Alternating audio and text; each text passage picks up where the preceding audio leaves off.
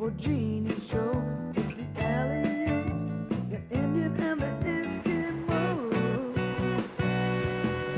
It's the Aleut, the Indian and the Eskimo. Hello and welcome to Heartbeat Alaska Native News and Native Information. I'm Jeannie Green. Today we have a very special program. It's all about our environment, the foods we eat, and the nutritional value in those foods. And just right, perfect timing, in walks two special guests to my studios here in Anchorage, Alaska. Brought this scale model of the Copper River fish wheel to present to you an appreciation for all the work you have been doing for the Alaska Native people. Thank you so very much. It's such a pleasure to be doing the television programs, and to get a gift like this, I really am honored. Now tell me what part of the country you're from. I was born in Unalakleet, Alaska. This gift is absolutely fabulous. It has made my day, and I hope we make your day too with this fabulous program. I'll be back with more Heartbeat Alaska right after this. It's Heartbeat Alaska. You can hear it from Sitka to Barrow. Gather around for Jeannie's show. It's Heartbeat.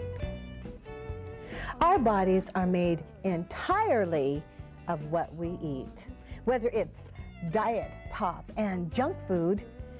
In rural Alaska, it's another story though, although there are some fast food restaurants. For the most part, you could be walking down any trail, and on your right, just up the hill, could be your next salad.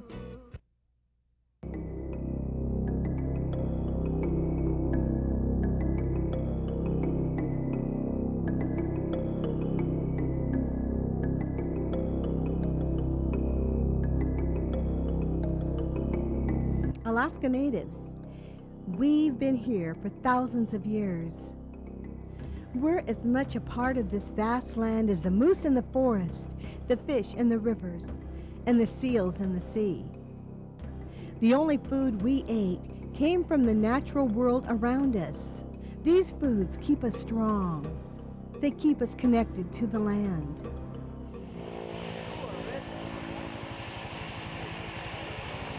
More recently, that connection has begun to erode.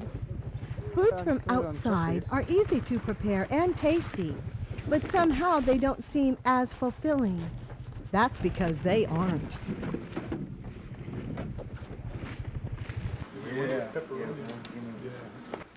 The fats found in many foods from outside are saturated fats.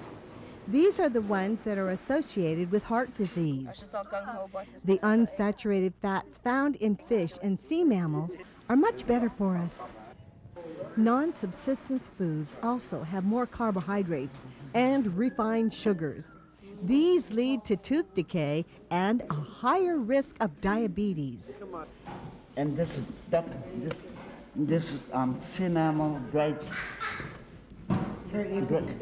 And the seal oil is our meat sauce. It's our everyday meat sauce. It's good. It tastes like olive. Or as you chew it, it tastes like coconut. According to a 1995 study, people who eat seal oil and salmon daily are at a lower risk for diabetes. Good news. Also, scientists have found a chemical in fresh bird meat that helps prevent heart disease.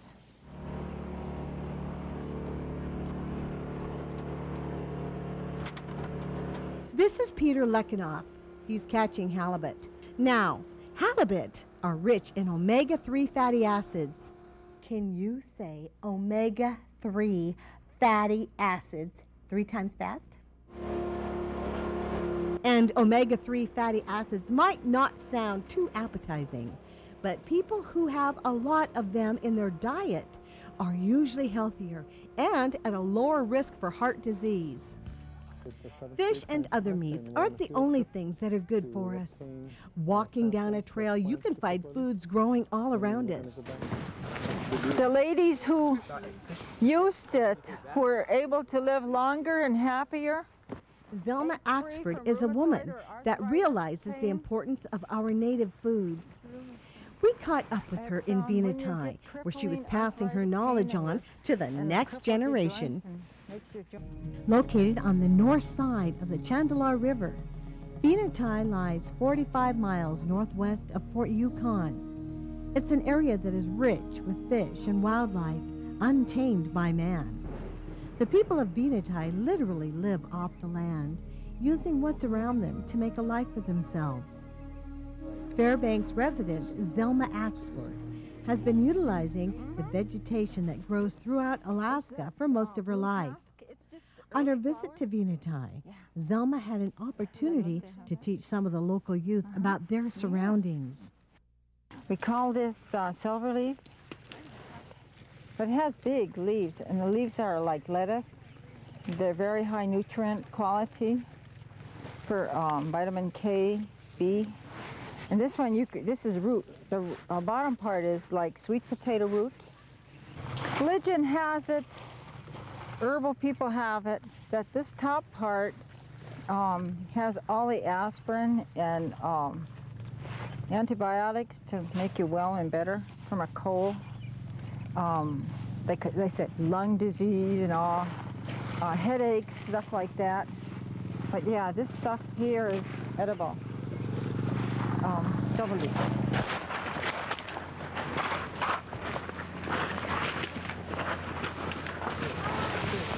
This is camas here, and it has white flowers. It's probably the most deadliest plant in North America. That's what they teach me. This stuff here. If a cow accidentally eats it, the cows blow up. Or horses. Spruce are edible for people. And early spring, these make good salads, high in vitamin B, and really need it for your body to stay healthy. If you lack the green food in your body, then you're susceptible to sores, your face breaks out, stuff like that. So you really need basic green food. You could read about it in history. Back in the Civil War, they got all kinds of tons of leaves like this and put it in wounds, and it basically cleaned out the wound plus healed it without any pus or infections. So you just eat it like this? Tell me what that is again. Huh? Tell me what that is again, I missed it. Willow, just willow leaf. Real Yeah. dingy, real many. And good salad. Good solid stuff. Try it. Come on. You're not gonna die. Here. Um, Come on, just take a bite. I can't see. I don't see anything else in there. So funny. Turn into a moose when you. This here is soapberry. Soapberry has a bitter red fruit on it. You want a bite? Try a little bit out. I think we have the interior Indians have enough Sweet. berries that they don't have to use this. But Clinkets highly approve the soapberry bush. The berries on there. They whip it up and make it frothy, white stuff, and add sugar or something, and that's their stuff they serve at their potlatches.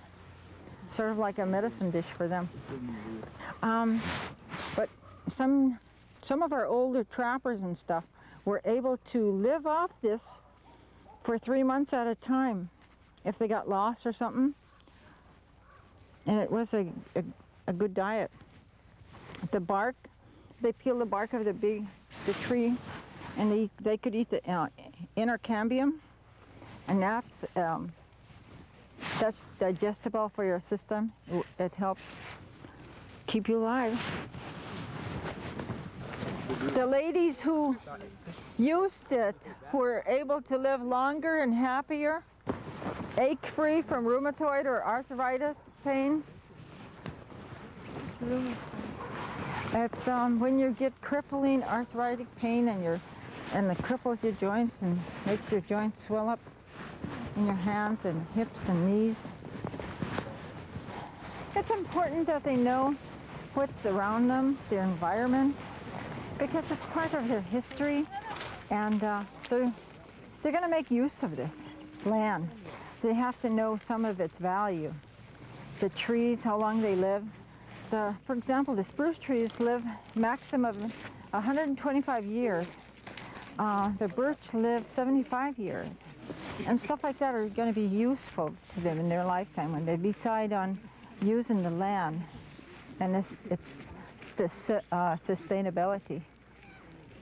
And I feel like it's important for people to know what could grow up here, what's perennials, what's annuals, what food value could they get out of this or that, and they gain their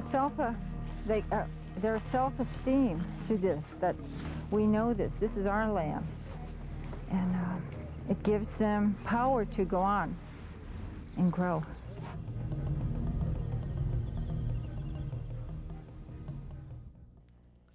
Another person that is looking out for the next generation is Gary Simple. At his duck camp, just a few miles from Venetie, he's teaching his kids the importance of native foods.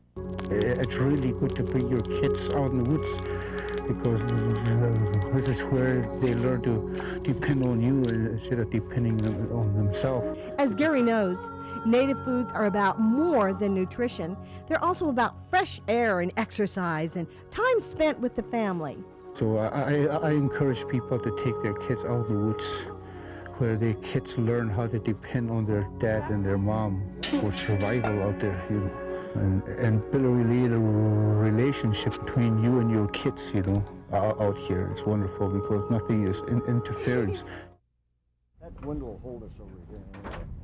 Way on the other side of the state, Peter Lekanof feels the same way. Peter lives on the remote island of St. George. The subsistence for the halibut, every other fishery we have here, the fur seal harvest and the sea lion harvest is critical to some people here.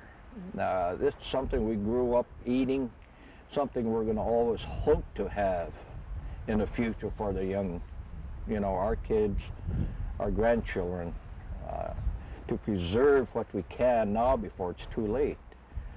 I subsistence a lot, and I live basically off of the subsistence food because it's better for me. It doesn't have all the preservatives and additives that the beef and the steaks and the hamburgers have. Plus, it's better for you. I'm 49, 50 in a few months, which is in September, and I don't feel it. My children, I bringing them up the same way my mom and dad brought me up, living off the land as much as we can. It's kind of spendy to go down and buy a T-bone steak that cost about 12 to 15 bucks for one, where you could get a steak out of a sea lion or a fur seal, cost you nothing, and it's better for you. Like Gary, Peter is raising his kids to live off the land and ocean that is all around them. When he was about 9 years old, he'd be able to skin a fur seal by himself and cut the choice meats out of it. And now he can salt the meat, the flippers, clean the meat, wash the meat, and freeze the meat. He does the same with the birds, the same with the halibut, which he could fillet. He loves the ocean. He loves to hunt the sea lions, and he loves the food that I grew up on. He loves to eat it. I mean, if I put a T-bone steak there and, you know, the subsistence food in front of him, he's going to take the subsistence because it's more filling, and he knows it's better for him.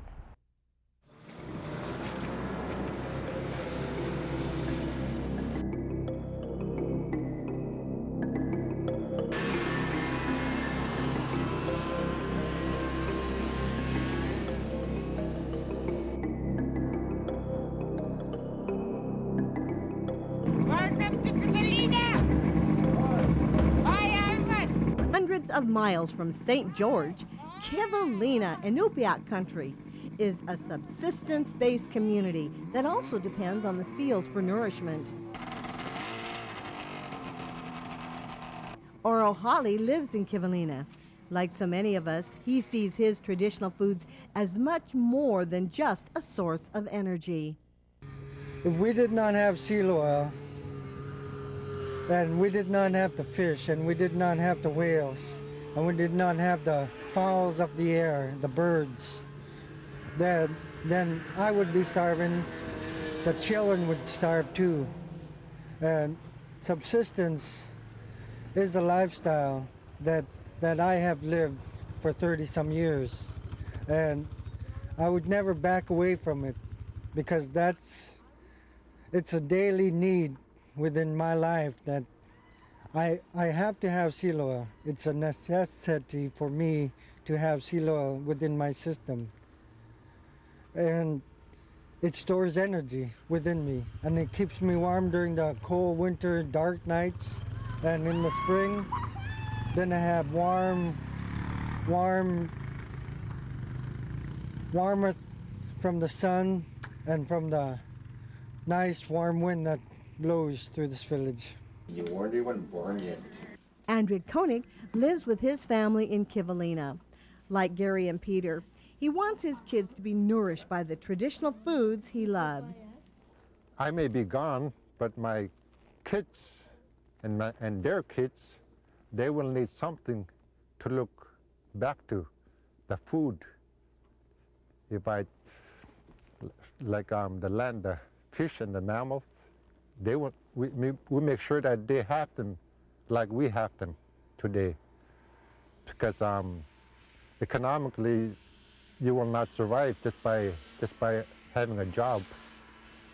When you go to the store and buy $100 grocery bag, it don't last a couple of days with eating a family. So this is what's important. I survived by subsistence use. That's what makes it so important for us. Andrew isn't the only one who's concerned about the future.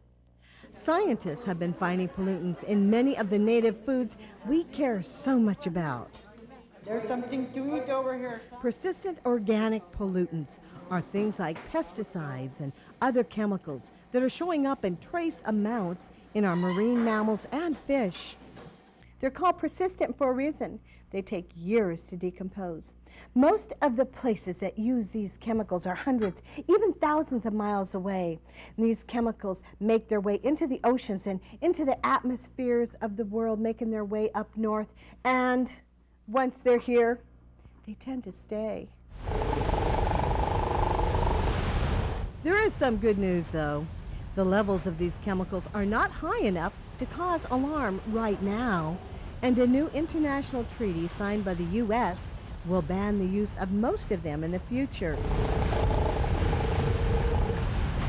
It's Heartbeat Alaska. When Heartbeat Alaska returns, we'll show you how now, more than ever, our native foods may be just our key to survival. This is dry fish. Our native people love dry fish. Travel with me now to Barrow, Alaska, and we'll try out some of their native food that not only nourishes the body of the people in Barrow, but also nourishes their culture.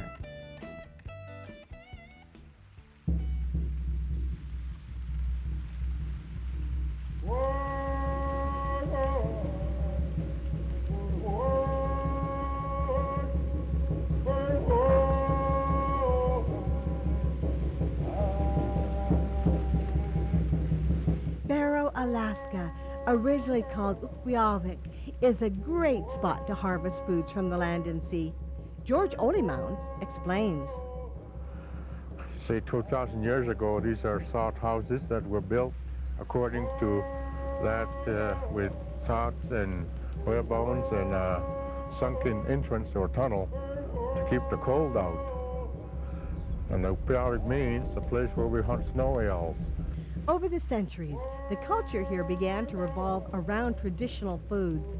With the discovery of oil and the influx of people and money that followed, Barrow became a modern city. Yet for the natives here, life still revolves around traditional foods. Arnold Brower explains. Whaling is the nucleus of our culture, and but it's not just whaling. It's all of the things that we do as a community is intertwined with the Inupiat culture. People think this is a seasonal thing about us whaling. It's not. It's a year-round activity. Things we do in our life from summer to fall is as soon as we're done whaling, we have to take the skin off to have blanket toss. Then we have to get some ugruk or seals, bearded seals, to get a new skin for the skin boat. We use the skin boats to go after the whales. So this summer we'll be hunting seals to get new skin.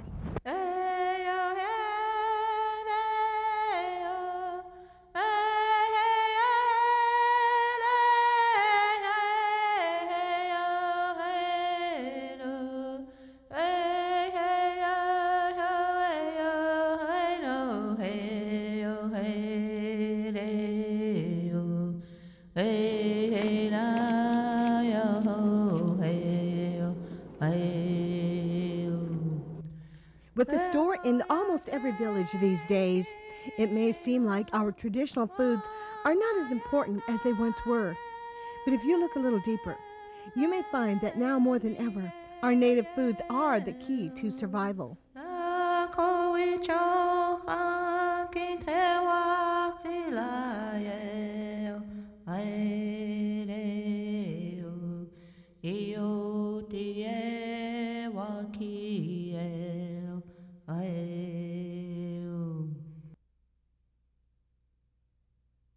This is some good dry meat from Huslia, Alaska. Native food is so good for us. And just as what you eat nourishes your body, what you put into your mind nourishes your soul. Remember that, won't you please? For all of us here on Heartbeat Alaska, I'm Jeannie Green. God bless you. We'll see you again next week. To purchase a copy of this program, ask for Heartbeat number 12403. That's Heartbeat number 12403.